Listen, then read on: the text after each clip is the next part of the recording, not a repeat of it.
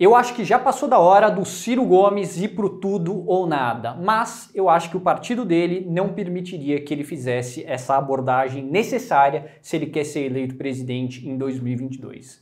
Para exemplificar um pouco melhor isso, eu fiz esse diagrama, que foi um dos primeiros vídeos que eu fiz há 9 meses atrás, um dos primeiros vídeos que eu fiz na minha vida, que eu fiz exatamente esse diagrama, e eu quero falar algumas coisas que eu falei naquela época e mostrar um pouco o que eu acho que mudou desde então. Então eu coloquei esse grafiquinho onde eu coloco aqui nesse eixo, nessa parte de cima do eixo, onde candidatos e partidos que estariam dispostos a incorrer em maior risco.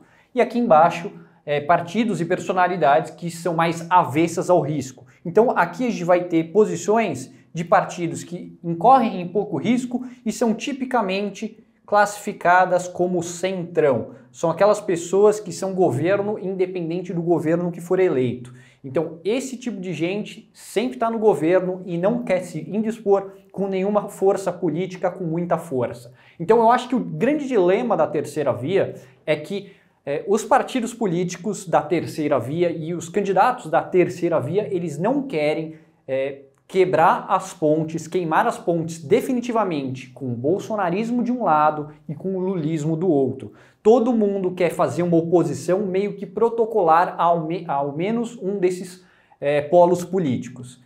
E aqui eu vou colocar o Ciro Gomes como o único cara que eu vejo que tem um pouco mais de disposição em incorrer em risco. E eu acho que essa aí é a postura necessária para qualquer pessoa que quer tirar o Bolsonaro do segundo turno. Mas gravei um vídeo ontem falando que eu acho que o PDT não está na mesma página do Ciro Gomes. Ou pelo menos o PDT tem todo o incentivo do mundo de não estar na mesma página do Ciro Gomes. Então seria perfeitamente possível que o PDT tivesse com uma postura muito mais conservadora, querendo eleger bancada e eleger governos estaduais, do que ir pro tudo ou nada, sabendo que provavelmente no tudo ou nada você vai ficar com nada.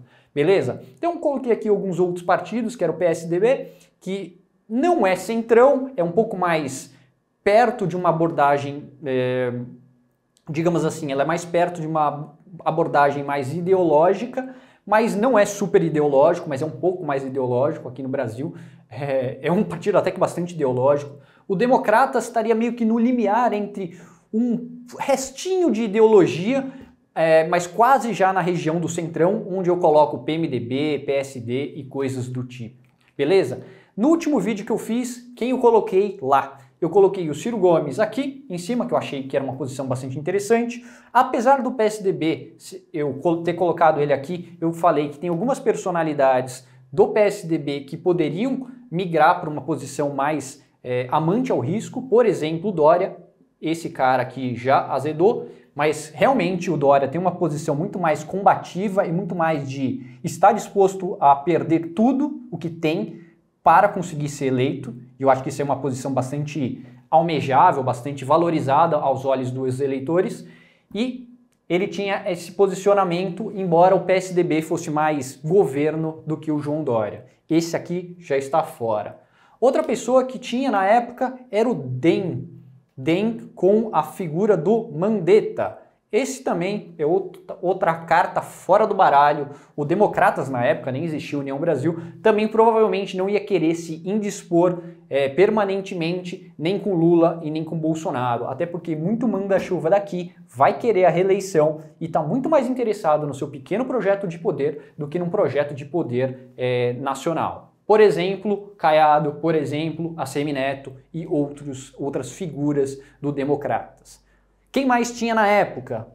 Simone Tebet, que eu falei que apesar dela estar no PMDB, ela me parecia ser uma pessoa que estava disposta a incorrer um pouco mais de risco. Não muito mais de risco, porque ela está no PMDB e o PMDB meio que travaria o quanto de risco ela conseguiria incorrer. Mas eu com certeza colocaria ela incorrendo em mais risco do que as pessoas típicas do PMDB. Outra pessoa que tinha na época era o Pacheco. Eu falei na época, Pacheco é o típico cara do centrão que não vai para lugar nenhum. E realmente, Pacheco é outro cara que ficou de fora.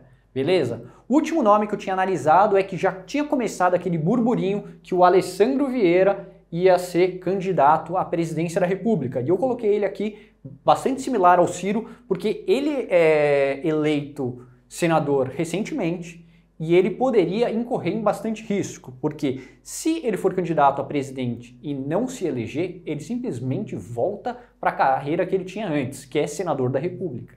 Ele simplesmente sairia e voltaria no caso de dar tudo errado. E é uma coisa que a Simone Tebet também tem, que é muito bacana para ela. Ela pode tentar a eleição, não deu certo, ela volta.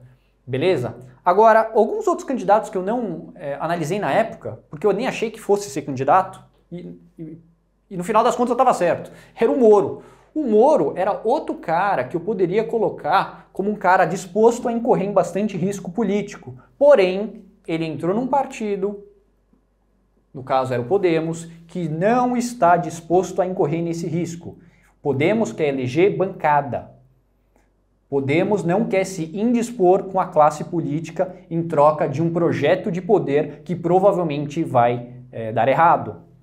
Daí ele foi para o União Brasil. Mais ainda, tem o projeto de poder deles, eles não querem se indispor com a sociedade política, com a classe política, em troca de mais viabilidade eleitoral. Eles não estavam dispostos a isso, tanto é que o Moro também saiu. Agora, essa parte aqui de cima acabou ficando só os patinhos feios, só o pessoal que está disposto a incorrer em bastante risco, que seria algo considerado de baixo clero. Em uma sociedade disfuncional como a nossa, a pessoa está disposta a incorrer em mais risco é tipicamente associado com uma coisa de baixo clero, ou seja, você não tem nada a perder, então você está disposto a se arriscar. Coisa disfuncional, não deveria ser assim, mas não é o escopo desse vídeo.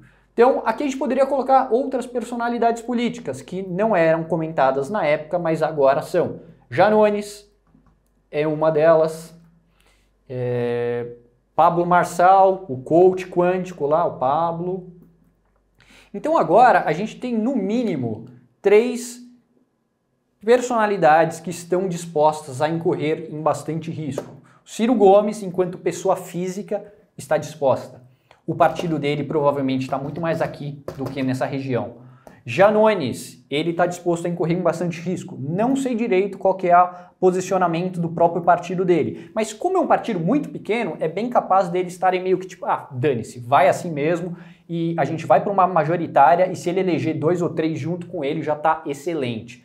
Pablo Marçal, com certeza a mesma coisa. Ele está indisposto a incorrer em muito risco. Não sei a situação do partido dele, mas provavelmente está algo muito parecido com o Janones. E a Simone Tebet, que agora vai dividir com o Ciro Gomes os holofotes da terceira via, eu acho que ela está muito mais nessa região de baixo do que nessa parte de cima, porque você precisa estar nessa região aqui de cima para tornar a sua candidatura sexy o suficiente para brigar com gigantes políticos, que é o Bolsonaro e o lulopetismo. Não é fácil disputar com esse pessoal.